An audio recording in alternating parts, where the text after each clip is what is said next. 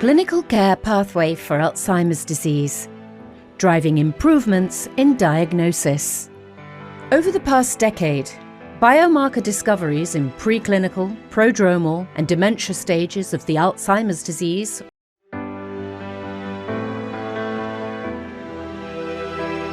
Clinical care pathway for Alzheimer's disease, driving improvements in diagnosis. Over the past decade, biomarker discoveries in preclinical, prodromal, and dementia stages of the Alzheimer's disease, or AD continuum, have led to the development of novel therapies and most recently to the approvals of the first amyloid beta-directed disease-modifying therapies, or DMTs. Access to a timely and accurate diagnosis of AD is more imperative than ever, given that these approved DMTs target individuals who are early in the disease course. However, dementia has been shown to be underdiagnosed in the primary care setting, with studies showing more than 50% of patients with cognitive impairment are not recognized or correctly diagnosed.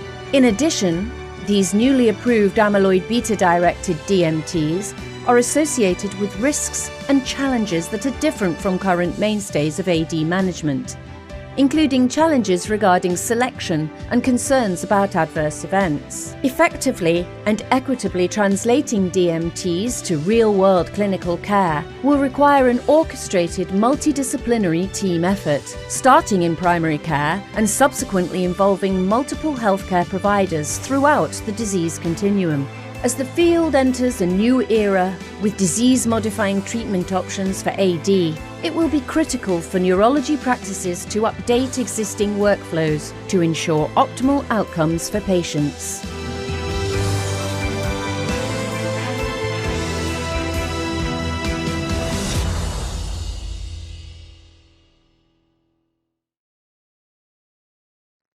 Welcome, everyone. It's a pleasure seeing you. I'm Sharon Cohen. I'll be your chair for this session. So our symposium is called Clinical Care Pathway for Alzheimer's Disease, Driving Improvements in Diagnosis. All right, here's our agenda. So we've gotten past the introduction and housekeeping. We are going to have 3 short presentations, one from each of our faculty members. So I will start with early and accurate diagnosis of Alzheimer's disease in the era of disease-modifying therapies. Then we will hear from Professor Sven Haller on imaging and fluid biomarkers on the pathway to AD diagnosis. And finally, from Ronan Factora, Dr. Ronan Factora, collaborative patient-centered care across the AD continuum.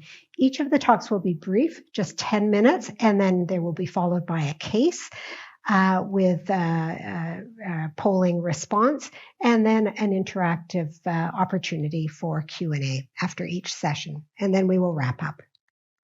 So the learning objectives are the following: to summarize the value of an early and accurate Alzheimer's disease diagnosis for optimal patient outcomes in the era of disease-modifying therapies.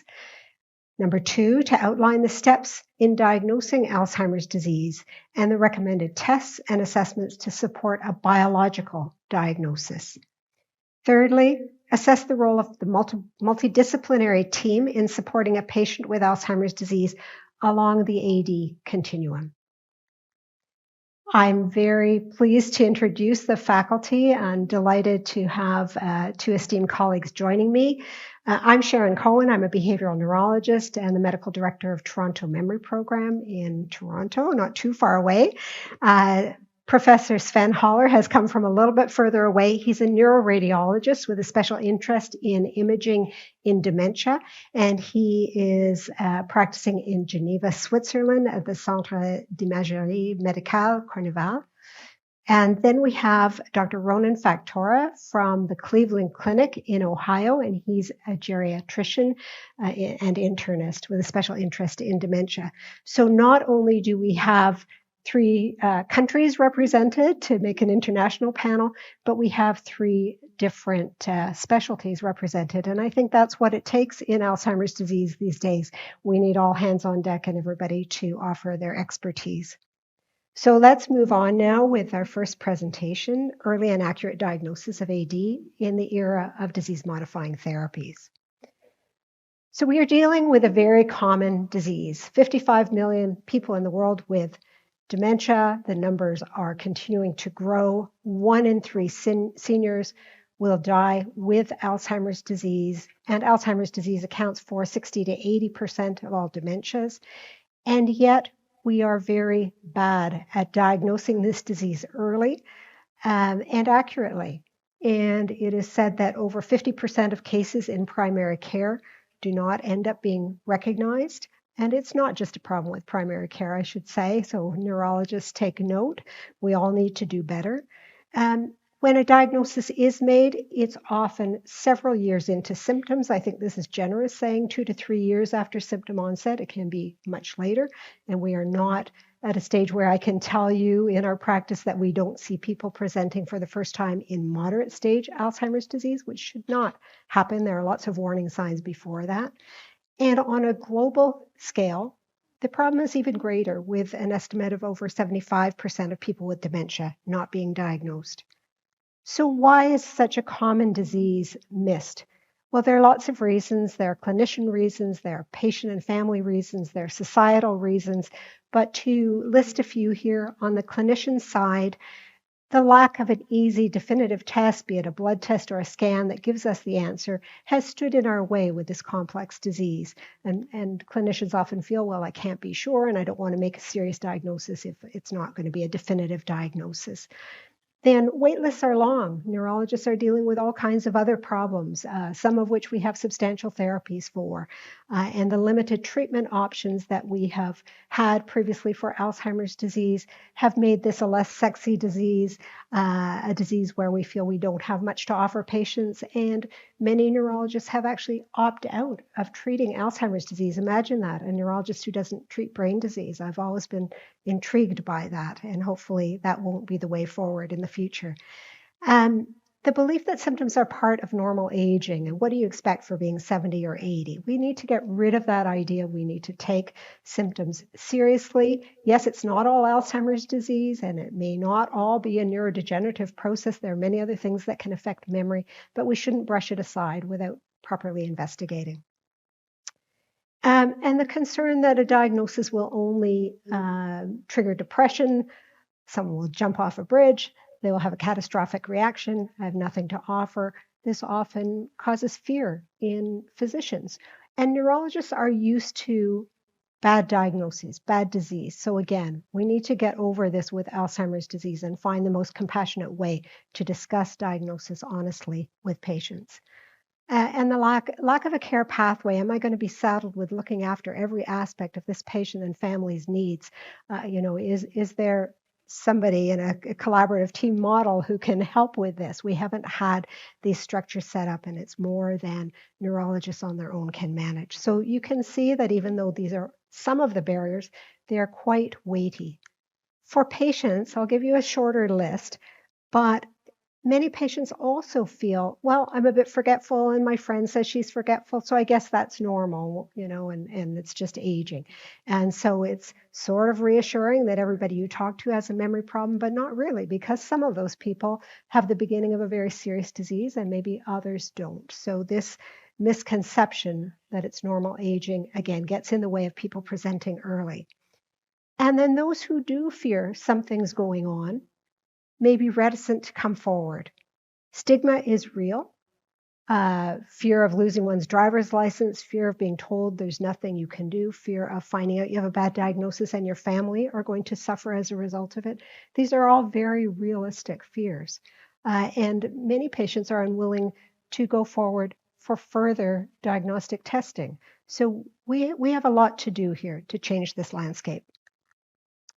The complexity of the disease has also posed some challenges, and we now know that this is not all about amyloid. Amyloid is an important, very early change in Alzheimer's disease, the accumulation of aggregated amyloid, and that triggers hyperphosphorylation of tau, which damages neuronal function, and we get downstream loss of cholinergic function. Other neurotransmitters are also impacted. Neuroinflammation plays a substantial role in Alzheimer's disease at multiple time points throughout the disease, not just late in the disease. There's mitochondrial dysfunction, there's autophagia. There are multiple ways that this disease expresses its pathology, and that makes it confusing often for people who are not dementia experts. And then the symptoms. We think about forgetfulness, and amnestic dementia, that's Alzheimer's disease. Well, yes, but what about word finding problems, language problems? What about visual spatial difficulties? Misplacing objects, forgetting where you put things. I can't find my car in the parking lot. What about executive dysfunction, difficulty planning, organizing, having insight, judgment, decision-making, multitasking? These are all very important things that can either be first symptoms of Alzheimer's disease or go along with the memory complaints. So you've heard that saying, if you've seen one person with Alzheimer's, you've seen one person with Alzheimer's. It comes from this kind of situation where presentations differ so much, patient to patient, and yet the biology, what's going on in their brain, may be very similar. And of course, the more cognitive abilities you lose, the more impact on day-to-day function. First, instrumental activities of daily living, then basic activities of daily living. By that we mean personal self-maintenance activities, dressing oneself, feeding oneself, grooming. And then there are protein neuropsychiatric manifestations, even early in the disease, and sometimes increasingly severe as the disease progresses, with apathy, frustration, depression, anxiety, often being early symptoms, agitation, sleep-wake disturbance, sometimes delusions, wandering, agitation being later manifestations. So again, a whole range of heterogeneity with this disease as far as symptom presentation. So this is maybe the first most important of the slides. Despite all of these challenges, why does an early and accurate diagnosis matter? We don't have a cure for Alzheimer's disease. That is true. Not yet. I'm hopeful, but not yet. But acknowledging people's symptoms, that something's wrong, that something's changed, is very valuable in investigating it. You need to affirm what the experience is of the patients and families, not ignore it.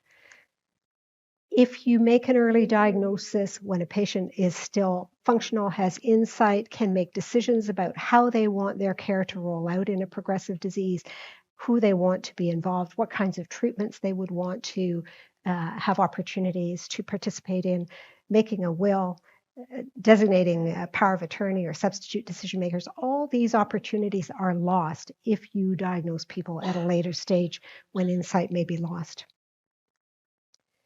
Access to services. Having a diagnosis is often the gateway to accessing services, be it through an advocacy group like the Alzheimer's Association or Alzheimer's Society, or other government-supported services with home care, day programs, etc. So it's not all about pharmacologic treatment, and even in the absence of any pharmacologic treatment, there's a lot that can be done to support patients in a journey with Alzheimer's disease, and that should start early. So families know what to expect, patients know what to expect, and they know what resources are there to help them. Avoiding harms is huge. Every year in Toronto, someone gets lost in bare feet in a snowstorm and dies. This should not happen. This is negligence on our part.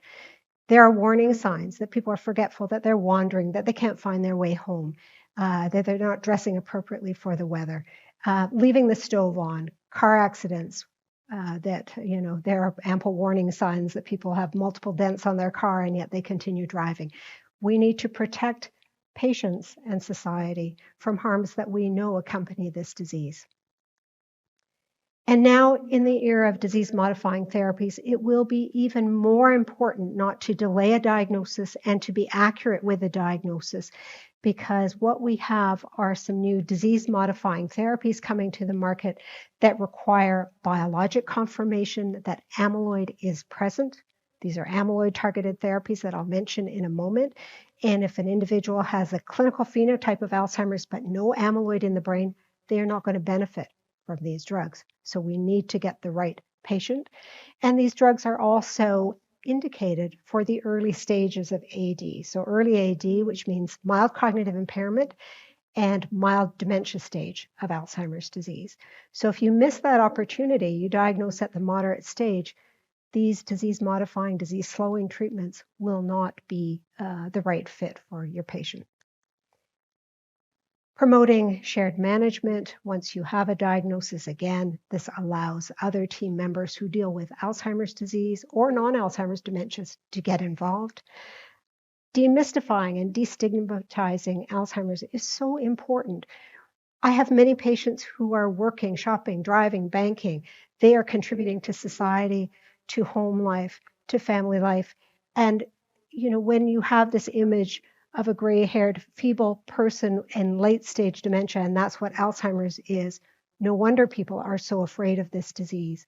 There are many people who are functioning very well and have the mild cognitive impairment stage or early Alzheimer's dementia, still living at home, and we need to destigmatize this disease by showing that there's an early stage and a broad continuum. And finally, facilitating treatment or management of coexisting conditions. So coexisting conditions are common, and you hear from Professor Haller about this. Someone may have amyloid in the brain and may have Alzheimer's disease, but they may also have cerebrovascular disease. And we need to think more precisely about the diagnosis and the relative contributions of the different comorbidities that may exist. They may have coexisting Lewy body disease or other factors. So we shouldn't stop thinking once we have a diagnosis of Alzheimer's. We need to make sure at each successive reevaluation that this still makes sense and that this is the only diagnosis. And if there are other diagnoses to consider, then to deal with those. So the ATN framework was proposed by Clifford Jack in 2018 originally and is currently undergoing review and revision, but it aimed to describe Alzheimer's disease by 3 biologic categories in a binary plus-minus fashion, A standing for aggregated A beta that could be measured in the CSF or by amyloid PET imaging, T representing the abnormal tau, hyperphosphorylated tau of Alzheimer's disease that can be measured by p-tau isoforms in the CSF or tau PET imaging, and N representing neurodegeneration. So you have this ATN framework and the neurodegeneration, multiple markers. It could be reduced hippocampal volume on MRI. It could be reduced glucose uptake on an FDG PET scan in a particular pattern suggestive of Alzheimer's disease, or CSF total tau is another way we get at neurodegeneration measures. But you can see here when you look at all of the possibilities, if you think of this as binary plus minus for A, T, and N, that anybody in this framework who is A positive, amyloid positive, is on the Alzheimer's continuum. And whether they are also T positive or N positive depends how far the biology has progressed. And this is meant to be somewhat independent of clinical manifestations of the disease. And notably, in the last section where you have A minus, it doesn't matter how much someone looks like they have Alzheimer's disease by clinical characteristics. If they don't have amyloid, even if they're T positive or N positive, we don't consider them on the Alzheimer's continuum by this current framework. Here you can see the timely progression of biomarkers. So on the x-axis, we're seeing time as dementia progresses over the years. On the y-axis, we're seeing worsening of the particular biomarker. And this is a very famous curve here that shows that we can actually detect amyloid in biofluids earlier than on PET amyloid imaging. PET amyloid imaging shows us aggregated amyloid, whereas in the CSF or more recently in the plasma, we see soluble amyloid, which rises first. Then we see phospho-tau in fluid biomarkers, and later aggregated tau on PET tau imaging.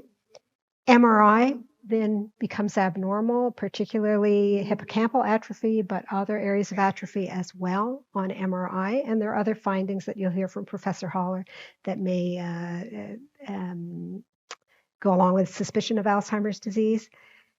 And then, notably, in the preclinical and MCI stage, we already have a whole lot of pathology accumulated in the brain. So if we think these are early clinical stages, from a biologic standpoint, the disease has been going on for years. So even more impetus to catch this as early as we can. And in the dementia stage, that's where you see a dramatic change in cognition and progressive loss of function. Here, just very briefly touching on what's coming with the revision. The core biomarkers in the ATN classification are now considered A and T. The non-specific biomarkers of AD pathology have been expanded from just N, which was neurodegeneration, to include inflammation. So that's the I, so we have ATNI. And neurofilament light has been added as an N biomarker. GFAP, which is an astrocytic marker from astrocytes, is one of the ways we can get at inflammation. We can measure this in the plasma or in the CSF. And then we have biomarkers that are non-AD copathology, and these include the V for vascular when we're talking about infarcts, ischemic infarcts, or we're talking about white matter microangiopathy in the brain. This is often accompanying Alzheimer's, but is not considered Alzheimer's pathology. And similarly, S, standing for alpha-synuclein, we now have the ability to measure alpha-synuclein in CSF, and this is a marker of Parkinson and Parkinson-related diseases, Lewy body disease. This is considered non-Alzheimer's pathology. Biomarkers are not just important for diagnosis and screening, but across the whole continuum, including treatment monitoring, and we can discuss this a little bit more as we go along. So now, I've alluded to the fact that we have disease-modifying therapy. So not all countries yet have these, but the FDA launched this era in 2021 with its conditional approval of aducanumab by the accelerated pathway of approval, which allows for a drug to receive approval if it has substantial impact on a pathologic process of a disease where there's a substantial unmet need and there's a strong suspicion that this pathologic impact will benefit clinical outcomes. So with the EMERGE study, a phase 3 study with aducanumab, we saw 22% slowing of disease, of clinical disease on the primary outcome measure, which was the CDR sum of boxes. And July 2023 saw the FDA give full traditional approval to lecanemab, another anti-amyloid monoclonal antibody that also robustly lowers amyloid and resulted in 27% slowing of disease progression versus placebo, again on the CDR sum of boxes. We also have under review now with the FDA a third monoclonal anti-amyloid antibody, donanemab, with the results of the Trailblazer ALS2 phase 3 study having been released and published. And here in the group of individuals who had low to medium levels of tau, all of them were amyloid positive, but they had lower amounts of tau, we saw 35% slowing of disease. So this is the best we've ever seen. Different outcome measure, the iAddress, not the CDR sum of boxes, so it's not an exact comparison, but 35% slowing on a measure of cognition and function. And if you looked at the combined group in the donanemab Trailblazer ALS2 study, meaning combined with the high tau group, we see lesser slowing. We still see slowing, 22% less decline in the donanemab treated patients, but it seems that the more tau burden you have, the less benefit you get. Another reason that we have to catch these patients early. Looking at the drug development pipeline, I am very hopeful that we will have more and more therapies, and it will not take another 20 years for us to have a new crop of therapies. In Across phase 1, 2, and 3, we have almost 150 compounds under development. In phase 2, we have the largest number, and most of these are small molecules, so we are not destined forever to be giving intravenous monoclonal antibodies. There will be other ways that we will be able to modify disease. And if we look at the phase 3 drugs using the CADRO categories, which refer to the mechanisms of action of drugs, just in phase 3, we have multiple different shots on goal, as Serge Gauthier likes to say, to use the hockey analogy. So we're not putting all our eggs in one basket. We are targeting amyloid. We have drugs targeting tau in various ways. We have drugs targeting synaptic function and neuroplasticity, inflammation. You get the idea. If you look across phase 1 to 3, we have even more of these CADRO categories of mechanism of action being covered. So I think the future is something we need to think of as coming soon, and we need to get prepared. So let's go on to the case now. This is Charlotte. She is 68. She's had progressive, persistent, mild cognitive impairment for 2 years. She has a strong family history of Alzheimer's disease. She's still independent in IADL, which fits with the diagnosis of MCI. Her MoCA is 23 out of 30. Her general neurologic examination, routine laboratory assessments, and MRI brain are normal. So some things have been ruled out. That's great. So she goes on to biomarker, 80 biomarker testing. CSF analysis shows normal levels of A-beta 42 and phosphorylated tau, and elevated levels of total tau and NFL. So how do you put this together? So to be on the Alzheimer's continuum, you have to have amyloid present. And usually you would have hyperphosphorylated tau, but at least amyloid. So something's going on with this lady. She's got mild cognitive impairment. We're not going to brush it off, but she does not have Alzheimer's disease as the cause. She doesn't have abnormal amyloid. She doesn't have abnormal p-tau, but she does have total tau. She does have a sign of neurodegeneration. So let me turn to my faculty now, and maybe we'll start with you, Dr. Factora. How would you think about this? I would agree. This is probably not Alzheimer's disease related change, given the absence of pathology. She still has concerning cognitive issues, so there's something else going on that requires investigation. It may not be a neurodegenerative process like Alzheimer's disease. I think that we can still look for things like depression, sleep apnea, vascular diseases are all possibilities. So the idea of whether or not there's Alzheimer's disease just opens the door to look for other causes, in her case, that are potentially modifiable. Totally agree. And this is very humbling. We see this all the time. People who used to say had probable AD. Well, guess what? It's not. It's not to say she's not at risk for Alzheimer's. She's got the family history, and that phenotype is suggestive. But right now, there's something else causing her symptoms and neurodegeneration. Professor Haller, anything you would want to add? Yeah, I think Lewy body dementia is largely underdiagnosed. And I would like to review the MRI, to be honest, because it happens frequently to me that MRI is reported normal, but then you still find neurovascular markers or some details. So that might also be something to consider. Right.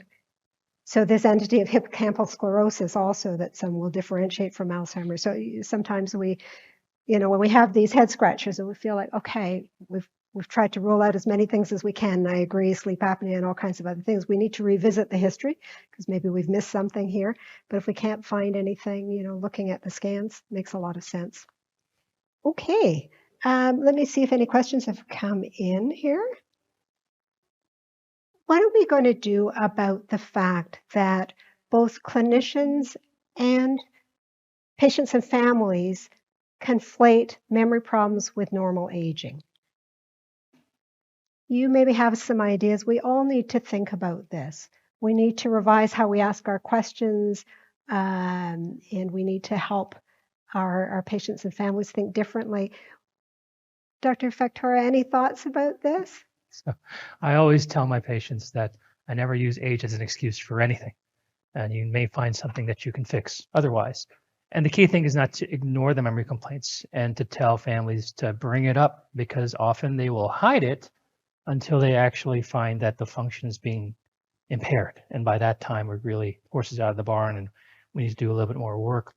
But if we address this issue earlier, that gives us a chance to investigate and have a discussion about what may be going on and what therapies may be appropriate in that circumstance. But I think that this is something that has to be addressed with the general population and with the providers, the physicians that take care of them. Totally agree. You know, in my world, there's nothing normal about losing your memory. And really, you know, we all forget things. That may be normal. Even those of us with excellent memories will forget things now and then. But is the amount of change relevant for that individual? So really, you've got an N of 1. When you're dealing with the patient in front of you, you say your memory's, you know, not so good. How does this compare with how it was a year ago, 2 years ago? And as Dr. Factora mentioned, waiting for someone to have enough impairment that it tips them into being unable to function is really a risky game to play. We used to do that. Okay, well, they're still functioning well, so you know, we'll just monitor. Now we really need to dig deeper. Okay, there's a very interesting question here. For the first case, Charlotte, would we consider a tauopathy like FTD? So with a tauopathy, we would expect a different clinical presentation, maybe behavioral variant FTD or language variant FTD. Those would be the classic ones. But, you know, tauopathies are variable. And we do have neurodegeneration. And so I think you can't rule that out at the moment. By clinical criteria, she doesn't have a tauopathy, you know, certainly not the behavioral variant or semantic dementia variant of FTD, nor physical or neurologic signs of PSP or some of the other tauopathies. But you wouldn't, you know, you'd put it maybe on the back burner, but not throw it in the garbage bag because you don't know yet. Professor Haller, anything you would suggest to interrogate if we thought FTD might be a possibility? FTD actually has more or less, I mean, you have the subtypes of FTD that are associated with patterns of atrophy. And these you can actually pick up, but you really have to look for it. So it happens frequently that the scan is reported normal, you know, to be at the early stages. But if you then carefully look for it, you find some patterns of atrophy. Mm-hmm. And again, these would not be confirmatory in terms of diagnosis, but suggestive. And so, you know, I think people are surprised to learn that we actually have a wealth of very sensitive biomarkers for Alzheimer's ahead of, you know, the majority of the neurodegenerative dementing diseases that we have. But this will change. We'll have markers for other diseases as well in the future. I'm a neuroradiologist. So according to this flow, we would start with the detection of symptoms that are suggestive of cognitive decline, and this you know better than I do: patient history, caregiver perspective, medical disease, and so on. And this would then lead to the suspicion of cognitive decline. And this condition, you would do several assessments, including, of course, a physical exam, neurological exams, maybe a blood test. I would say genotyping at this stage is only for very selected cases. Then you have cognitive tests, functional tests, behavioral tests, and then we will now focus on the part on the right, which is imaging. So if we apply this ATN classification on a memory clinic setting, as discussed before, so this is an unselected memory clinic setting in which A status, T status, and N status was determined. And if we apply this, then actually it turns out that we start with this A positive or A abnormal, T negative, N negative. Then we move to A plus, T plus, and then N minus, N negative. And finally, we go to A plus, T plus, N plus. But if we add the numbers of those, it's only about half, whereas we have also other cases, as already indicated previously, for example, A minus, T minus, and N positive. So that means that not everybody presenting to a memory clinic is on the ID classical path, as you all know. And then we have different variants. So that's a little bit simplified. There is maybe different people with different views on it. But for the time being, just make the point that there are different variants of AD, visual spatial variant, a language variant, a behavioral variant, and also a motor variant. And these variants also have specific imaging patterns. So, for example, the visual spatial variant would have a posterior cortical atrophy pattern. So here the atrophy is more pronounced in the posterior cortical regions, and that's not a typical atrophy pattern for typical AD. So taking this together, it's like two sides of a coin. So you can say not every dementia is AD, and then not every AD is typical AD. The typical imaging finding, and this you all know, this is really the key finding of Alzheimer's, this atrophy, which is predominant at the mesotemporal lobe of the hippocampus. And this semi-quantitative visual rating scale goes from 0 to 4, where you can see a progressive loss of atrophy at the level of the hippocampi. The problem with this very easy and simple score is that if you look for it in a population, let's say, of controls, MCI and Alzheimer, you will find that, in fact, the normal variability in hippocampal volume between all of us in the room is 20%, whereas at an early stage, MCI, the volume loss is only 7%. So that means if you do a group study, you can detect a 7% volume loss. But at the individual level, if you look only at the hippocampal volume, you will not be able to detect an MCI case because the disease-related change is smaller than the normal inter-individual variability. And one of the things that you can do is, instead of looking only at the hippocampus, you can look at patterns of atrophy. So you have different regions that are also involved in Alzheimer's disease. And if you take the pattern of atrophy together, you will not only increase the sensitivity, but also the specificity for the diagnosis of AD.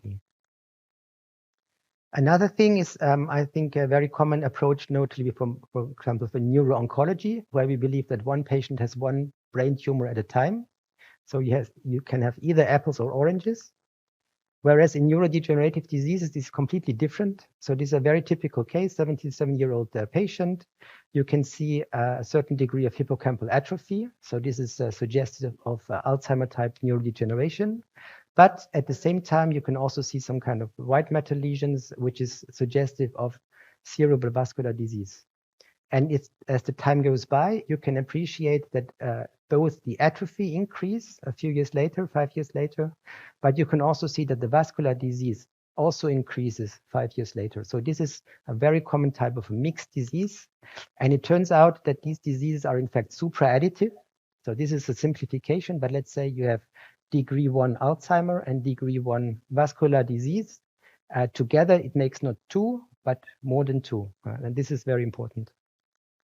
And then you have many other combinations. For example, this is another classic. You have, in this case, a certain degree of hippocampal atrophy, suggestive of AD pathology. You also have some white matter lesions. And on top of this, you have these multiple microbleeds in a lobar distribution, a little bit of superficial siderosis. So this is the typical case of a mixed disease of Alzheimer pathology. And at the same time, you have CAA, cerebral amyloid angiopathy. So remember, both diseases are based on amyloid deposition. It's not the same amyloid. It's not at the same space, but there is a coexistence of the two diseases, which is above chance level. So to sum up this, you do not have apples or oranges, but you have apples and oranges at the same time. And this is a more recent distribution of the cases. So you can see in this specific authors, they suggest that 44% have isolated AD, and then you have all kinds of variation, AD in vascular, AD in Lewy body, and so on. I would say that this is even conservative, and a pure, really isolated AD case is actually the exception rather than the rule. This brings us to the MRI, which has a lot of imaging features for notable cerebrovascular disease, which would be a lecture in itself. We don't have too much time to go into this. We have the white spots and the black dots, so the microbleeds and the cerebrovascular disease. But we also have other markers like état criblé, cortical microinfarcts, strategic infarcts, and also hippocampal microinfarcts, which are very important, but largely underdiagnosed. Let's move on to diagnose. I mean, differentiation and diagnosis is a little bit linked, but for the purpose of this talk, it's a little bit separated. And here we want to move to nuclear medicine imaging, notably. And here today, we have 3 different imaging markers available. So FDG PET, we can say, is more or less the classic and the most established imaging marker. Here we can see the normal FDG at the top, which shows uptake notably in the cortex. The typical pattern of hypometabolism in Alzheimer is a bilateral parietal hypometabolism, which can be a little bit asymmetric, but you can see that it's very good for differential diagnosis, as different diseases, for example, frontal dementia, would have a hypometabolism in the frontal regions. The tau PET is an imaging marker which is closer to the onset, becomes abnormal closer to the onset of the disease. So this is notably good to rule in. The normal tau uptake looks like this. There is virtually no uptake, whereas the abnormal uptake shows, or the abnormal image shows uptake notably in the temporal regions. And finally, we have amyloid PET, which is abnormal up to 10 years before the onset of the symptoms. So that's the reason why amyloid is notably good to rule out AD. So if there is no amyloid deposition, it's very good to rule out. The normal scan looks like this. So you would have uptake only in the white matter, but not in the gray matter. And in an abnormal scan, you would have uptake and also in the gray matter. Maybe as a side remark, because that was mentioned before, we think that this is a little bit specific for Alzheimer. This is not the case. You would also see abnormal amyloid scans, for example, in chronic traumatic encephalopathies and chronic trauma. You can see these abnormal scans in military blast injury person. And due to the current situation, we will unfortunately see this more. So remember, abnormal amyloid is not specific for Alzheimer. Now, that's a lot of three different PET scans for one single participant or one single person. That's a lot. So that's why I'm interested in ASL. So this is a technique that is done in MRI. So the patient already is in the MRI scanner. It's a technique in which we can label the blood, the inflowing blood at the level of the neck, and then we can measure the inflowing blood at the level of the brain. So it's a non-invasive technique. Patient already is in the scanner.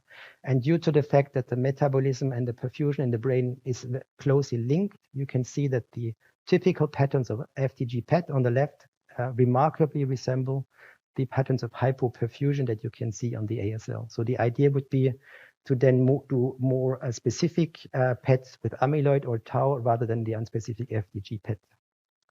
Closing up with the biomarkers, I think notably the blood biomarkers are, of course, very interesting and appealing, because in my experience, many people do not like to have a CSF punction. Here, this is, for example, a study showing clearly abnormality of this blood-based biomarker. But remember here, this is symptomatic AD. And of course, we want to diagnose patients early on, and there was additional work needed. So to conclude, MRI is a little bit the working horse, I would say, measures atrophy, several vascular markers. It's more or less a late event. The amyloid and tau PET is more sensitive in early stages. It's, however, expensive, uses irradiation and has limited availability. CSF is an early marker, but needs the lumbar puncture, and blood marker certainly is a very easy and interesting marker, but needs a little bit more work and also has the lack of localization information. And then treat and monitor. I think this will be covered in the next lecture, so we can basically go over this very briefly here. So the second case would be the case of Margaret. So you can see this is a 74-year-old female. We have unexplained memory loss and confusion with a progressive lack of cognitive abilities. Irritability, feels agitated, several falls that requires hospitalization, unable to drive, but still lives independently. MoCA is 19 out of 30. And now the question to the audience is, so what would you do next?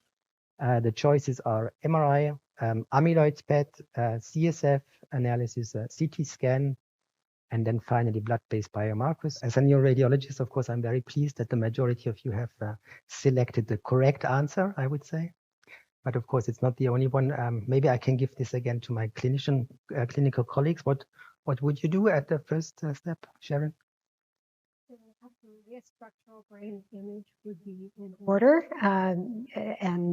Professor Haller has showed us the wealth of information that we can get from a structural brain image like MRI. CT is not going to give us the same definition.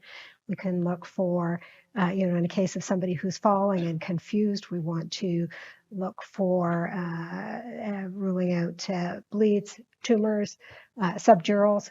But can you, also look for medial temporal lobe atrophy? I appreciate the variability that you described, 20%, so I'm humbled by that. Maybe not. Look for microbleeds, other signs maybe suggestive of Alzheimer's. So a huge amount of information.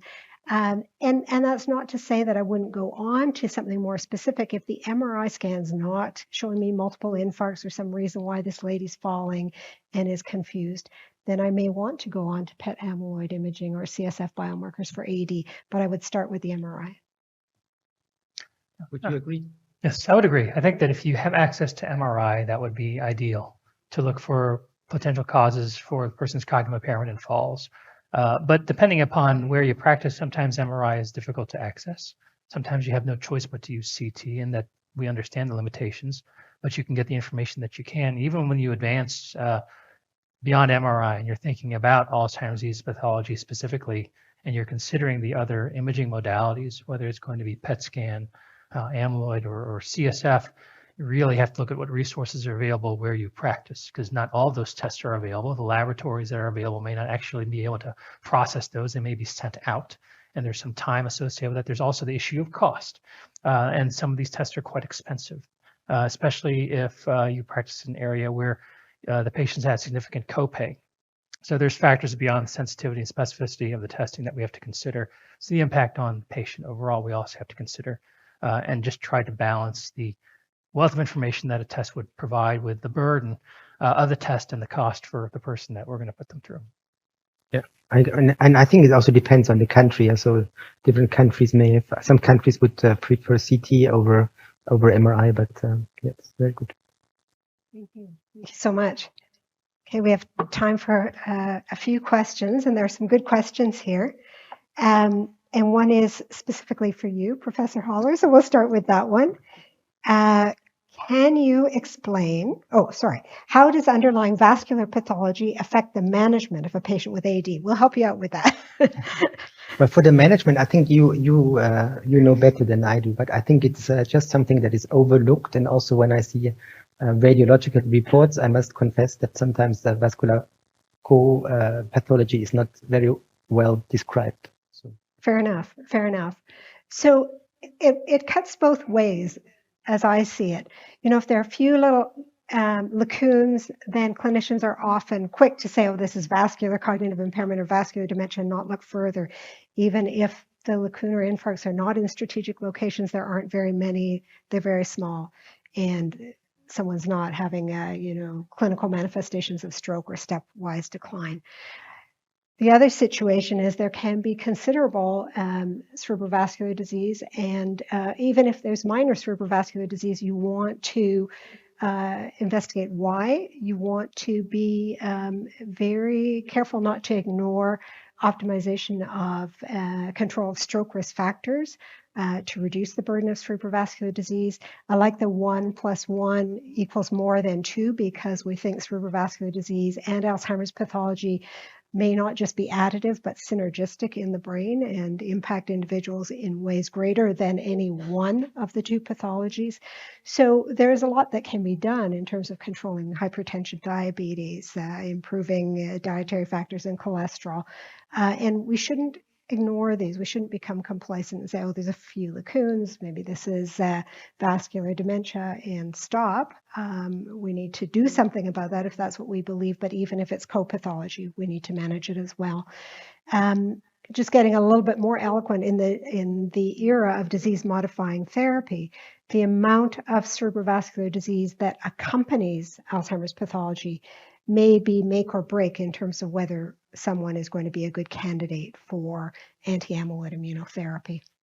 Just a quick addition to this, not all the markers have the same value. So for example, it's very common to have some white matter lesions of Fasekas 1 or 2, But we did quite a lot of studies on microbleeds, and so it turns out that you have less commonly microbleeds, but if you have microbleeds, they have a much higher clinical impact, and they have a much more negative prognostic value on subsequent cognitive decline. So if you have microbleeds, which is not always the case, and it depends on the imaging technique that you use, but that is probably more medium or more severe vascular marker than, for example, some T2 lesions. Thank you. Anything you wanted to add, Dr. Victoria? I was going to say that that picture is so useful when you're counseling patients. It's nice for them to actually see what's going on in their brain, because you can't look at it the way you can look at a rash. But if they can actually see the stroke, the bleed, the cerebrovascular disease, then they understand what is actually going on in there, and that helps them actually be on board for any management that may follow afterwards. It's particularly helpful when that enforces what a primary care doctor actually says about controlling hypertension, diabetes, making sure that the sleep apnea is well addressed, and then reducing the risk of stroke, secondary risk of stroke if necessary, because the picture will explain to the patient with more clarity than medical language. So very useful if you've got it. Yeah, I think that's a very good point. And when you showed Professor Haller the image of somebody who has a certain amount of white matter, hyperintensity, and then several months later, more, showing how this can evolve. Okay, this is what we have now. This is what we don't want to evolve into. Let's make sure we get the blood pressure down. I agree. The pictures are very helpful. We'll go on to another question. Okay, are there places using ASL perfusion MRI routinely? Yes, I would say more and more. Okay. So ASL sequences are available these days on every vendor. I must admit it's not as easy to do these as a standard T2 sequence, but it's available everywhere. And then if you want to challenge your radiologist and ask him to do it, and needs a little bit of tweaking in the beginning to have a nice image, but it has high potential, I'm convinced. Thank you. Yeah, this was a learning for me. I appreciate that. And there's another question on that as a follow-on. Can you comment on sensitivity specificity of ASL versus SPECT imaging? So actually we compared it not to SPECT, but to FDG PET. So the scientific validation studies that we did is to compare ASL. So what we do basically are Z-scores. So we compare an individual case to a reference data set with age and gender matched people. And then you get these patterns of hypoperfusion. And they very closely resemble the patterns of hypometabolism that you get from FDG PET. So from all this is published. So it's a very good correspondence between hypometabolism patterns on FDG PET and hypoperfusion patterns on FDG PET, on ASL MRI. So I would think you're using more of a gold standard when you're comparing with perfusion on PET than SPECT, which is sort of an inferior modality. Yes, but to me, the selling point is a little bit like this. I mean, I don't want to, FDG PET remains the easier method, which is easier to compare between different institutions and so on. But to me, it goes like this. If I have to get an amyloid PET and maybe a tau PET, and then I'm already in the MRI anyway, because we do the scan, and I can choose to stay 3 more minutes into the MRI to get the ASL without contrast, without irradiation, without anything. Or I come back another day to get an FDG PET, which costs 1,500 Swiss francs, which needs irradiation. I mean, my decision is quite obvious. So, and I do not want to say that we completely replace it, but the thing is that the patient, it's my opinion, and the patient is already in the MRI.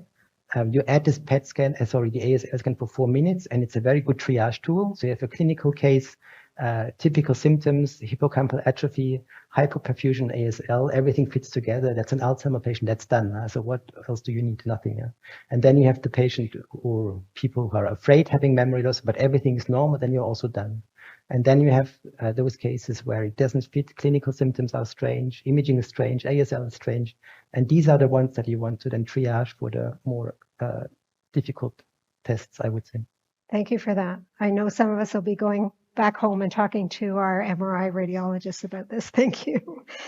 Okay, we have time for one more question. Okay, can you explain the difference between phosphorylated tau, and total tau? Okay, that's a very good question. So I don't know if, okay. So with Alzheimer's disease, the abnormal tau that is fairly specific to Alzheimer's is hyperphosphorylated tau. There are many different isoforms of hyperphosphorylated tau. You may have heard of P181 and 217. However, this phosphorylation of tau is the way that tau becomes abnormal in Alzheimer's disease. Now, if you have neurodegeneration from any cause and brain cells are destroyed, you will have an increase in total tau. Tau is a microtubule-associated protein. When neurons die, they release tau, but it's the hyperphosphorylated tau that is considered a core feature of Alzheimer's disease, and the total tau a marker of neurodegeneration. My pleasure to hand over to Dr. Factora for the final talk. Switch gears a little bit.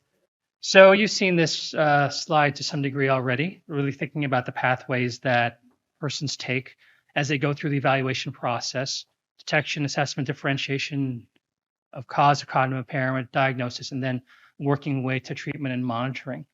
The most important thing about this is that we don't do this really by ourselves as clinicians. There are a lot of people who can be involved in this evaluation process and the management process. It's important to know who these individuals are, because it is a lot of work to guide a person from the beginning to the end.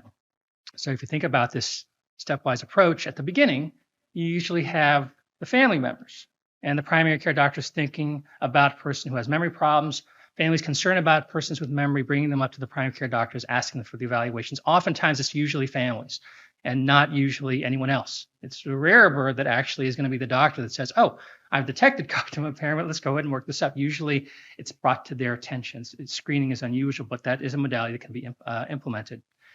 Once we get to that point, we can think about the whole evaluation process. And there's some things that a primary care doctor can do if they're comfortable, but this is where you can really involve neurologists and geriatricians and neuropsychologists and psychiatrists to evaluate these patients, to perform cognitive testing, to decide next steps for evaluation, and then to move forward with any testing, working with our clinical neuroradiologists to identify the best modalities, to look for causes of cognitive impairment, and then help to firm up diagnosis. Along the way, there are other members of the team that can be very useful. And when a person is told that they have problems with their memory, sometimes they'll have a negative reaction. They'll have problems coping and dealing with the memory problems being present and the impact, particularly negatively, on their functional status, on their self-perception. But then we also have to remember that it's not just the patient that's dealing with this. It's the family members, because this is not just treating the patient overall. We have to treat the patients and their caregivers, and they can go through some level of stress as well. And beyond just treating behavioral problems related to dementia, this stress can be very difficult and affect quality of life. And this is where we can help, ask the help of our clinical psychologists, mental health providers, psychiatrists to deal with this issue, to counsel our patients, to help with mood-related disorders, to help to address behavior-related disorders. On top of that, we address other issues related to function. With regards to diet, modifiable risk factors, this is where we can actually reuse persons like our dietitians, our speech and language therapists to think about compensatory mechanisms, and then our occupational therapists to find ways to modify the home, to keep a person independent, to modify their ability to take care of themselves at home so that they can remain at home. And the goal really is modification of the environment so that they can maintain independence as much as possible. And then later on, as the disease progresses, when we're thinking about transitions and supports, this is really where the key players, social workers, to actually help out, to look for resources to support a person at home, to help the families out providing caregivers at home, and also to consider planning ahead for next steps if a person can no longer stay at home. Where would they reside? What resources are available to actually support them? Where would they go? And that planning is one of the most important parts of early diagnosis. It gives the patients and families time to think ahead and anticipate these changes rather than working from a crisis point. So if we go through this continuum again from the standpoint of processes that occur, from the first part, think about detection. This is really where a non-dementia trained healthcare provider can actually come into place. So primary care providers, family doctors, general practitioners, nurse practitioners, They can identify cognitive impairment either initially brought up by families. You can also implement screening, in the outpatient setting to identify cognitive impairment that is missed. And there are some surveys that show that up to 90% of cognitive impairment is missed in primary care. Okay, and this can be a very quick memory test to actually identify individuals who have cognitive impairment that has not yet been brought up, and that may prompt further investigation because that's still a wide range of different problems that can cause cognitive impairment. Once we get to this point where cognitive impairment is present, we can really do more in-depth testing. We can do cognitive testing. We start thinking about differential diagnosis. This is where a dementia-trained healthcare provider, who's comfortable managing and evaluating persons with cognitive impairment and dementia can also move forward with this testing.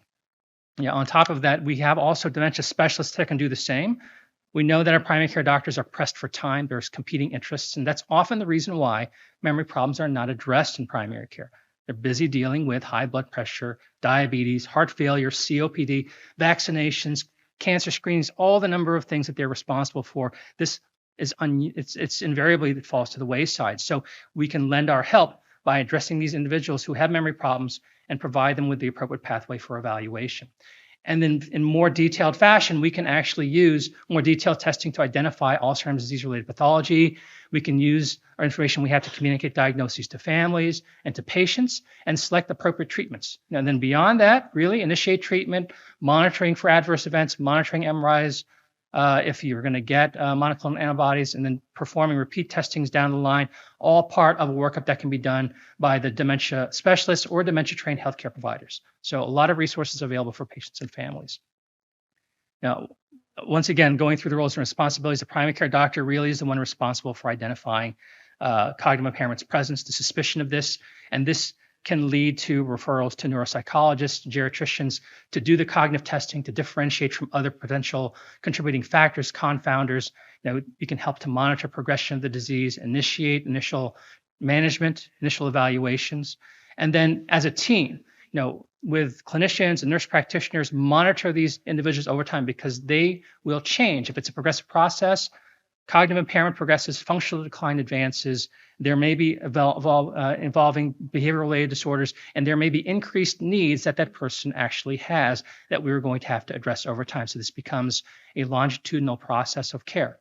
And then, as things progress, function declines, this is where we can use our other resources available, occupational therapists, social workers to help preserve function, preserve independence, provide resources, support a person at home. It becomes a team-based model for addressing this disease process overall.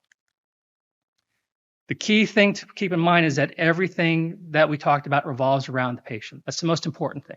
What are we trying to achieve for the patient in front of us?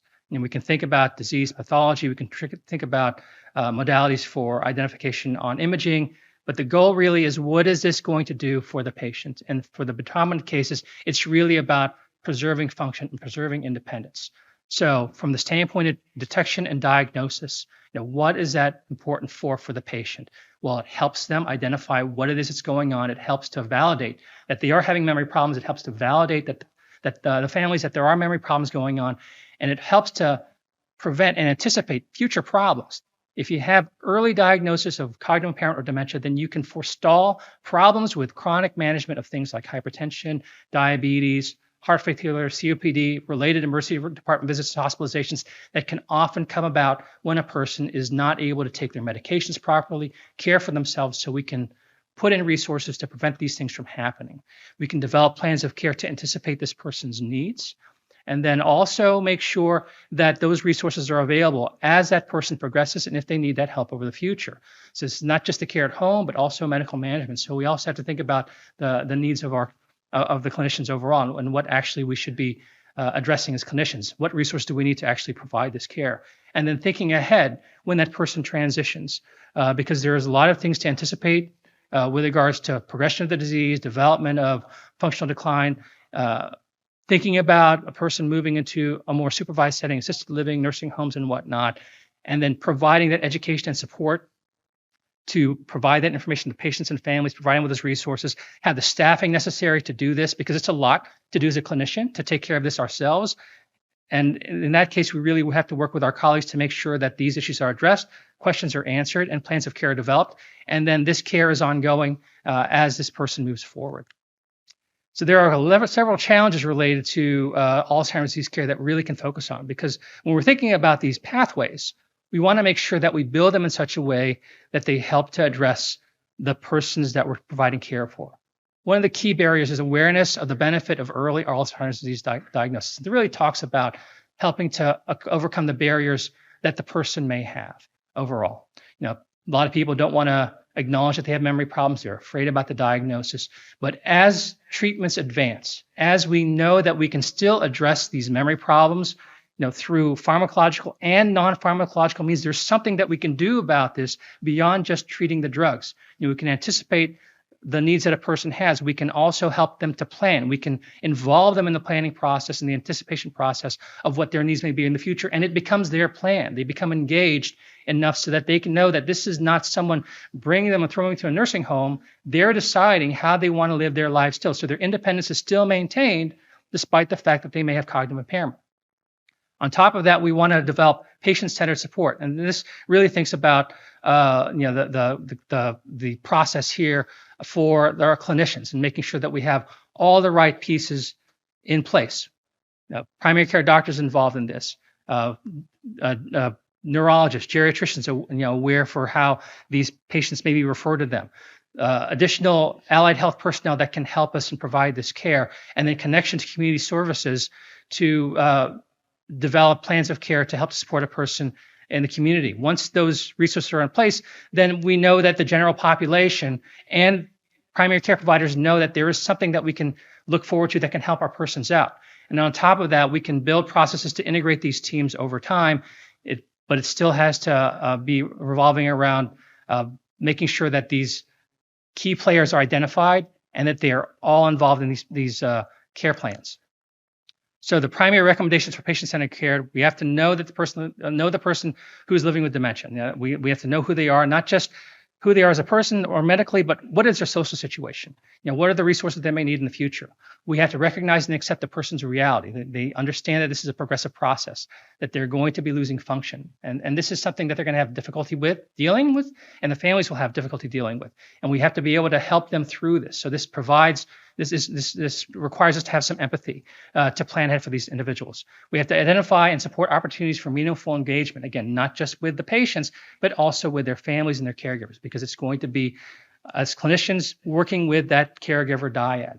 And then building and nurturing authentic caring relationships, not just with the families, but as care plan teams, when we all are looking to achieve the same goal for the persons that are in front of us, our patients, we have to build those collaborative relationships and maintain a supportive community for all individuals, not just as clinicians, but also as community support, patients and caregivers as they go through this process. And then as these changes occur, as we develop newer modalities for diagnosis and management, we reevaluate how we're doing, how well we're taking care of patients to make sure that we make appropriate changes to this care plan. So the potential impact for the care coordination team, this really helps to ease stress of diagnostic processes and destigmatizes Alzheimer's disease. Once we put the processes in place and we have the patients and the providers and the general population aware of this, that makes it easier for people to acknowledge that there are memory problems, but there's something that can be done. And this empowers patients to seek care for themselves. It empowers families to seek care for their loved ones, and it increases the quality of care that's provided to them and to healthcare providers to support these conversations. And it also increases our capacity to deal with these problems. There's a huge number of people worldwide who have cognitive disorders and dementia. We have to have robust processes in place to deal with these numbers in an efficient fashion and in a fashion that delivers empathetic care. And then these processes also helps us to improve adherence to recommendations and guidelines and standards of care. So just thinking about patient education on anti-amyloid therapies for Alzheimer's disease, once again, thinking about the goal for the patients. And the discussion has to be between the patient, the healthcare provider, and the caregiver. There are specific aims related to this that we always have to counsel our patients about, that this particular type of intervention is meant to deal with early symptomatic stages of Alzheimer's disease, to remove brain amyloid plaques. We want to make sure that that goal for the medication is in line with what the patient's goal is going to be, because we cannot just throw a drug at an individual unless it provides a goal for that patient overall. We have to consider the risks and benefits and the caveats related to these medications, and that becomes, again, a very individual assessment, looking at the risks and what the potential problems may be down the line, the burdens of cost, the burdens of testing, and then what are the alternatives? All part of this discussion overall. So we're going to think about this case. This is our last case, number 3. This is Stephen, an 87-year-old male.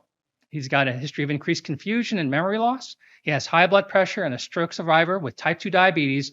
He's been diagnosed with depression. An MRI of the brain shows multiple microbleeds, right frontal infarct, and mesial temporal lobe atrophy. So the options are genetic counseling, develop a multidisciplinary care plan, consider anticoagulants for stroke prevention, or refer to a psychiatrist. So develop a multidisciplinary care plan seems to be the most common one. It sounds like you're listening to what I had to say. So that's great. And I think that that's the key thing here. And there are a lot of factors just in this short vignette to tell you that there are a lot of comorbidities, a lot of things going on with this person that are beyond just Alzheimer's disease-related pathology that we have to address. And this would involve talking to the primary care doctor about things like secondary stroke prevention, diabetes management, but then also thinking ahead for this individual with regards to a plan of care, because we know that whatever else is going on underneath may lead to progression. So I didn't know, Dr. Cohen, if you had any additional comments about that. No, I think you answered it beautifully. We need to be thinking very broadly about how to manage patients and families. And someone like Stephen, he's got a lot of things going on. Yes, he may have Alzheimer's. He certainly has cerebrovascular disease. He's at risk for more cerebrovascular disease. And he needs lots of help. And I would stay away from anticoagulants because that might make him bleed more. So, it takes a thoughtful team approach to give him the care he needs. Thank you very much for your talk. Okay, so we have a couple of questions here. More than a couple. Okay. Dr. Factora, right back to you. What structured gait assessment would you recommend? Okay, so structured gait assessment. In the clinical setting, we'll often use a timed up and go just as a screening tool to assess a person's gait. Risk for falls is really the most important thing. Beyond a full physical examination, we'll have a person walk down a hallway. We'll be able to assess gait speed, and the routine physical examination beyond that, assessing steppage, turning, arm swing, and posture.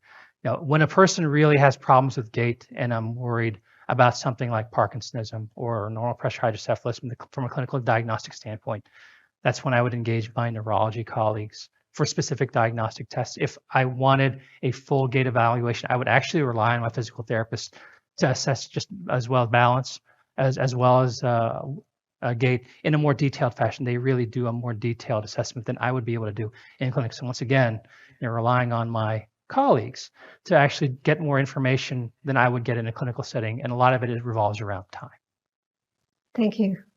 Okay, we have some more questions.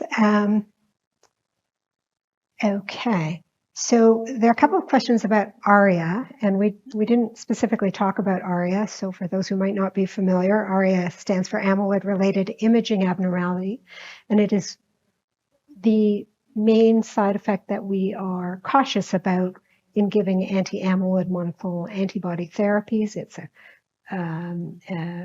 class side effect that occurs with various frequency depending on which drug we're talking about, and it is an imaging finding in the sense that you see it on MRI either in the form of edema, vasogenic edema, or bleeding, microbleeds, most commonly sometimes superficial siderosis, and uncommonly you can see macrobleeds.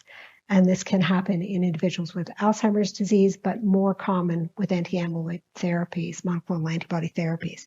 So the questions are, how do you discuss the risk of ARIA with a patient or their caregiver when starting aducanumab or lecanemab? So these drugs are available in the US, not in Canada, although I've been involved in many clinical trials with patients on these drugs, but maybe Dr. Factora, you might be Professor Haller, go ahead. Yeah, I can maybe also answer something from the imaging point of view. We have not discussed this today because of time issues. We actually have an extra slide, but it doesn't seem to work. What is very important to notice is that pre-treatment MRI is very important here. because if you have an increased number of microbleeds before the start of treatment, that would increase the risk of ARIA, notably the hemorrhagic form, the ARIA-H. So that is something that is new. And then what is new from an imaging point of view is that actually, if there is a suspicion of ARIA, imaging must be done right away. So it becomes an emergency 24/7. And then you would have to detect it very early on, and you would have to stop the treatment. And then in the majority of cases, it will be a limited form, and you want to prevent to become a major form. So imaging has two new aspects here. One is pre-treatment risk assessment, which is basically vascular lesions and notably microbleeds. And then the second part is treatment follow-up. Yes, thank you. And dovetailing into what you said, what I didn't mention is, although ARIA is an imaging finding, an MRI finding, it is symptomatic in the minority of cases, but sometimes symptoms can be severe, although rarely so. We do monitor for it, and the monitoring schedule may be unique to each monoclonal antibody because titration schedule and other things are different about the antibodies.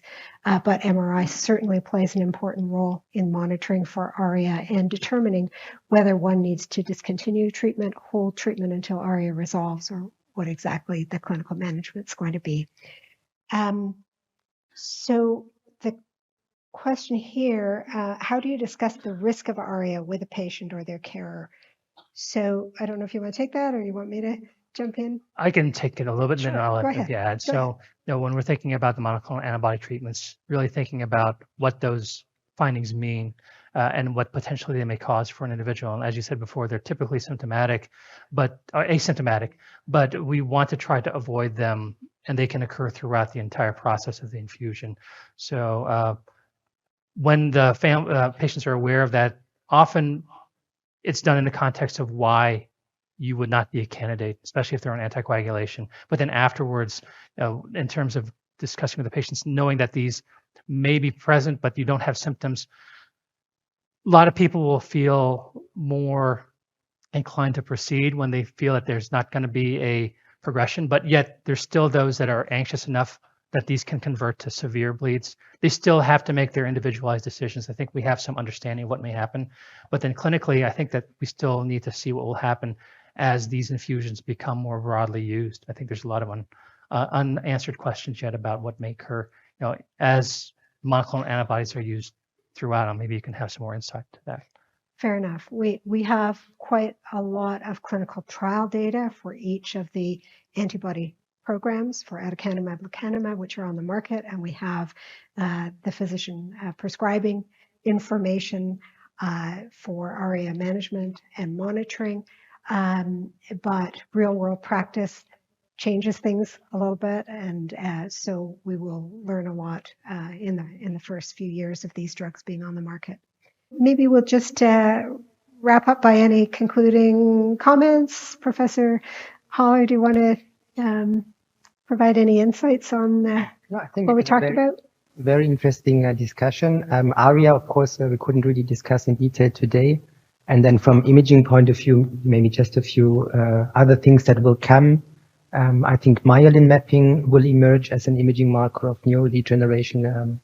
Then we have imaging of the nigrosome 1, which is an imaging marker for Lewy body dementia, which is heavily underdiagnosed.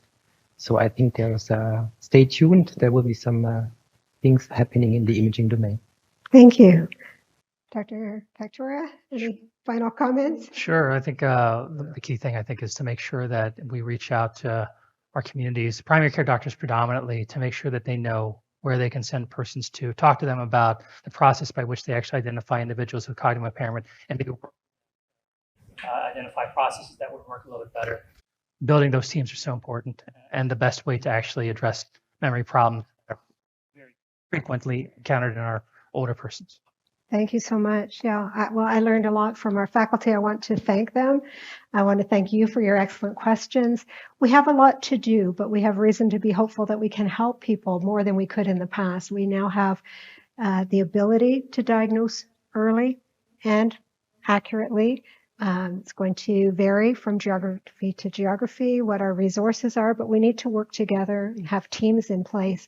So each of us can go home and think about what we could do to contribute to a new era of diagnosing and identifying Alzheimer's disease early when people are still capable and have reasonably good quality of life to enjoy for many years. So I thank you very much, audience, and our speakers, and we'll close with that. Thank you.